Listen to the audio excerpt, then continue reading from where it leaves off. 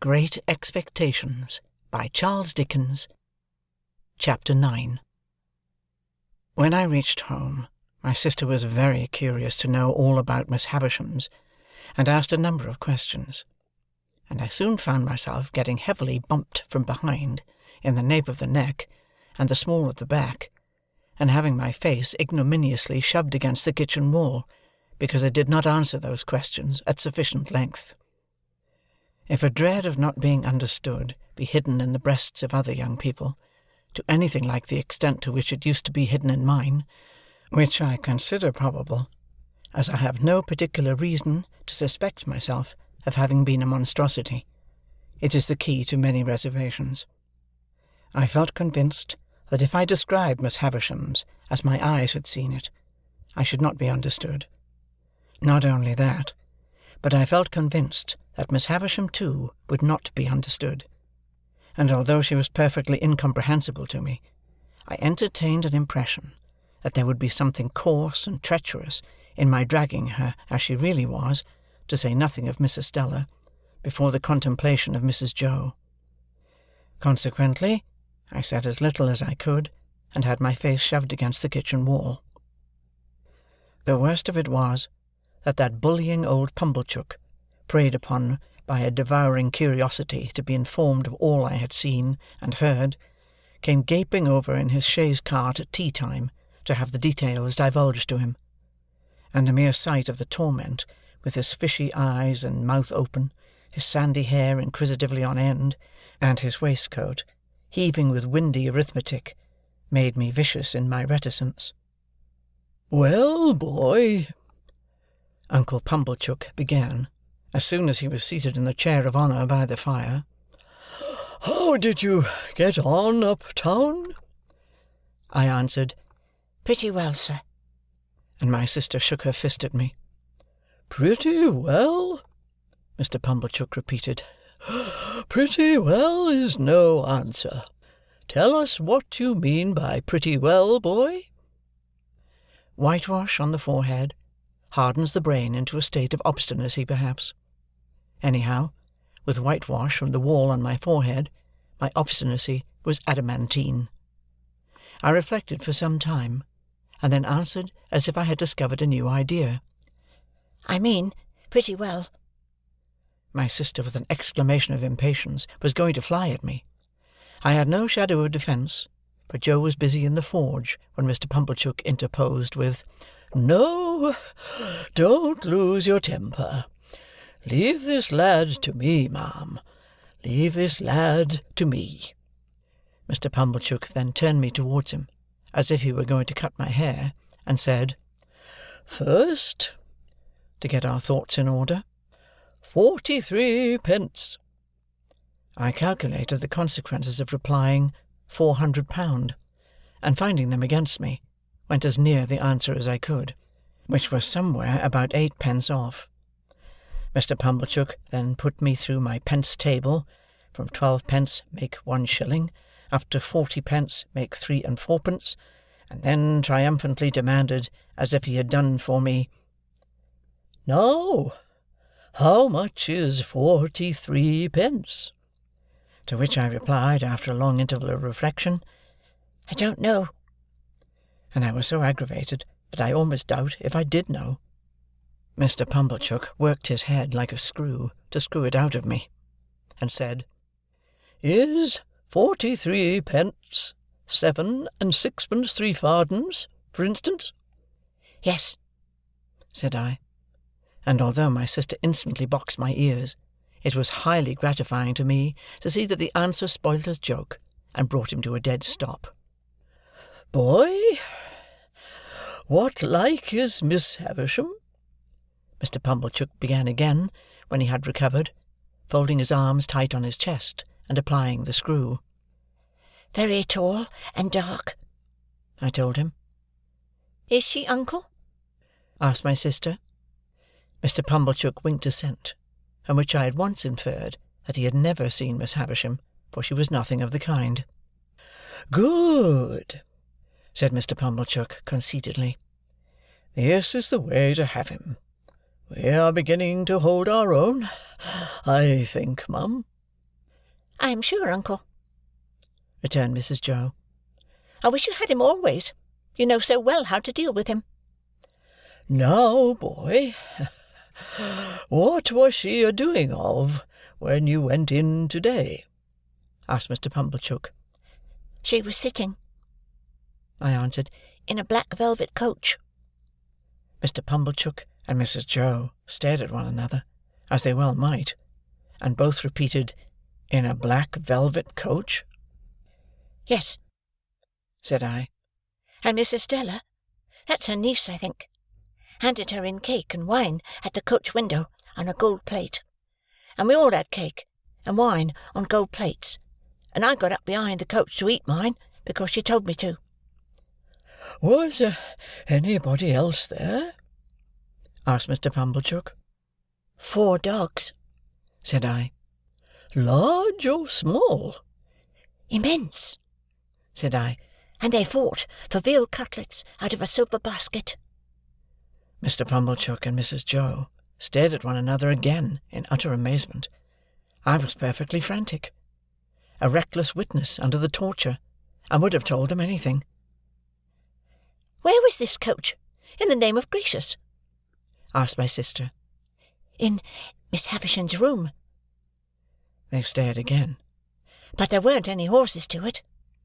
I added this saving clause in the moment of rejecting 4 richly caparisoned coursers, which I had wild thoughts of harnessing. "Can this be possible, uncle?" asked Mrs. Joe. "What can the boy mean?" "I'll tell you, mum," said Mr. Pumblechook. "My opinion is, it's a sedan chair. She's flighty, you know. Very flighty. Quite flighty enough to pass her days in a sedan chair." "Did you ever see her in it, uncle?" asked Mrs. Joe. "How could I?" he returned, forced to the admission, "when I never see her in my life. Never clapped eyes upon her." "Goodness, uncle! And yet you have spoken to her?" "Why, don't you know," said Mr. Pumblechook testily, "that when I have been there, I have been took up to the outside of her door, and the door has stood ajar, and she has spoke to me that way. Don't say you don't know that, mum. Howsoever, the boy went there to play. What did you play at, boy?" "We played with flags," I said. I beg to observe that I think of myself with amazement when I recall the lies I told on this occasion. "Flags?" echoed my sister. "Yes," said I. "Estella waved a blue flag, and I waved a red one, and Miss Havisham waved one sprinkled all over with little gold stars out at the coach window, and then we all waved our swords and hurrahed." "Swords?" repeated my sister. "Where did you get swords from?" "Out of a cupboard," said I. "And I saw pistols in it, and jam, and pills, and there was no daylight in the room, but it was all lighted up with candles." "That's true, mum," said Mr. Pumblechook, with a grave nod. "That's the state of the case. For that much I've seen myself." And then they both stared at me, and I, with an obtrusive show of artlessness on my countenance, stared at them, and plaited the right leg of my trousers with my right hand. If they had asked me any more questions, I should undoubtedly have betrayed myself, for I was even then on the point of mentioning that there was a balloon in the yard, and should have hazarded the statement, but for my invention being divided between that phenomenon and a bear in the brewery. They were so much occupied, however, in discussing the marvels I had already presented for their consideration, that I escaped. The subject still held them when Joe came in from his work to have a cup of tea, to whom my sister, more for the relief of her own mind than for the gratification of his, related my pretended experiences. Now, when I saw Joe open his blue eyes and roll them all round the kitchen in helpless amazement, I was overtaken by penitence, but only as regarded him, not in the least as regarded the other two. Towards Joe, and Joe only, I considered myself a young monster, while they sat debating what results would come to me from Miss Havisham's acquaintance and favour. They had no doubt that Miss Havisham would do something for me. Their doubts related to the form that something would take. My sister stood out for property. Mr. Pumblechook was in favour of a handsome premium for binding me apprentice to some genteel trade, say the corn and seed trade, for instance. Joe fell into the deepest disgrace with both, for offering the bright suggestion that I might only be presented with one of the dogs, who had fought for the veal cutlets. "If a fool's head can't express better opinions than that," said my sister, "and you have got any work to do, you'd better go and do it." So he went. After Mr. Pumblechook had driven off, and when my sister was washing up, I stole into the forge to Joe, and remained by him until he had done for the night. Then I said, "Before the fire goes out, Joe, I should like to tell you something." "Should you, Pip?" said Joe, drawing his shoeing-stool near the forge. "Then tell us. What is it, Pip?" "Joe," said I, taking hold of his rolled-up shirt-sleeve and twisting it between my finger and thumb. "You remember all that about Miss Havisham's?" "Remember?" said Joe. "I believe you. Wonderful!" "It's a terrible thing, Joe. It ain't true." "What are you a-telling of, Pip?"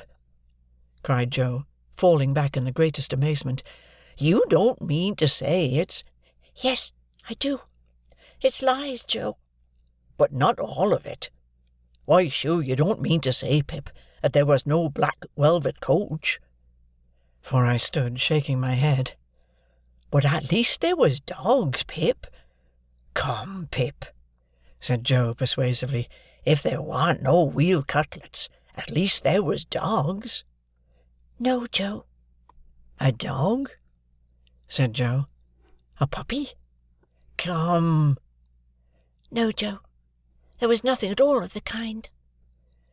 As I fixed my eyes hopelessly on Joe, Joe contemplated me in dismay. "Pip, old chap, this won't do, old fellow. I say, where do you expect to go to?" "It's terrible, Joe, ain't it?" "Terrible?" cried Joe. "Awful. What possessed you?" "I don't know what possessed me, Joe," I replied, letting his shirt-sleeve go, and sitting down in the ashes at his feet, hanging my head. "But I wish you hadn't taught me to call knaves at cards, jacks. And I wish my boots weren't so thick, nor my hands so coarse." And then I told Joe that I felt very miserable, and that I hadn't been able to explain myself to Mrs. Joe and Pumblechook, who were so rude to me, and that there had been a beautiful young lady at Miss Havisham's, who was dreadfully proud, and that she had said I was common, and that I knew I was common, and that I wished I was not common, and that the lies had come of it somehow, though I didn't know how. This was a case of metaphysics, at least as difficult for Joe to deal with as for me. But Joe took the case altogether out of the region of metaphysics, and by that means vanquished it. "There's one thing you may be sure of, Pip," said Joe, after some rumination, "namely, that lies is lies. Howsoever they come, they didn't ought to come, and they come from the father of lies, and work round to the same. Don't you tell no more of 'em, Pip. That ain't the way to get out of being common, old chap. And as to being common, I don't make it out at all clear. You are uncommon in some things. You're uncommon small. Likewise, you're a uncommon scholar." "No, I'm ignorant and backward, Joe." "Why, see what a letter you wrote last night. Wrote in print, even. I've seen letters, and from gentlefolks, that I'll swear weren't wrote in print," said Joe. "I have learnt next to nothing, Joe. You think much of me. It's only that." "Well, Pip," said Joe, "be it so, or be it so'n't. You must be a common scholar afore you can be an uncommon one, I should hope." the king upon his throne with his crown upon his head, can't sit and write his acts of Parliament in print without having begun, when he were a unpromoted prince, with the alphabet? Ah!" added Joe, with a shake of the head that was full of meaning. "And begun at A, too, and worked his way to Z. And I know what that is to do, though I can't say I've exactly done it." There was some hope in this piece of wisdom, and it rather encouraged me. "Whether common ones as to callings and earnings," pursued Joe, reflectively, "mightn't be the better of continuing for a keep company with common ones, instead of going out to play with uncommon ones. Which reminds me to hope that there were a flag, perhaps?" "No, Joe." "I'm sorry there weren't a flag, Pip. Whether that might be, or mightn't be, is a thing as can't be looked into now, without putting your sister on the rampage, and that's a thing not to be thought of as being done intentional. Look'ee here, Pip, at what is said to you by a true friend, which this to you the true friend say: if you can't get to be uncommon through going straight, you'll never get to do it through going crooked. So don't tell no more on him, Pip, and live well and die happy." "You're not angry with me, Joe?" "No, old chap. But bearing in mind that them were, which I meant to say, of a stunning and oudacious sort, alluding to them which bordered on weal cutlets and dog-fighting, a sincere well-wisher would advise, Pip, their being dropped into your meditations when you go upstairs to bed. That's all, old chap, and don't never do it no more." When I got up to my little room and said my prayers, I did not forget Joe's recommendation, and yet my young mind was in that disturbed and unthankful state that I thought long after I laid me down how common Estella would consider Joe, a mere blacksmith, how thick his boots and how coarse his hands. I thought how Joe and my sister were then sitting in the kitchen, and how I had come up to bed from the kitchen, and how Miss Havisham and Estella never sat in a kitchen, but were far above the level of such common doings. I fell asleep recalling what I used to do when I was at Miss Havisham's, as though I had been there weeks or months, instead of hours, and as though it were quite an old subject of remembrance, instead of one that had arisen only that day. That was a memorable day to me, for it made great changes in me, but it is the same with any life. Imagine one selected day struck out of it, and think how different its course would have been.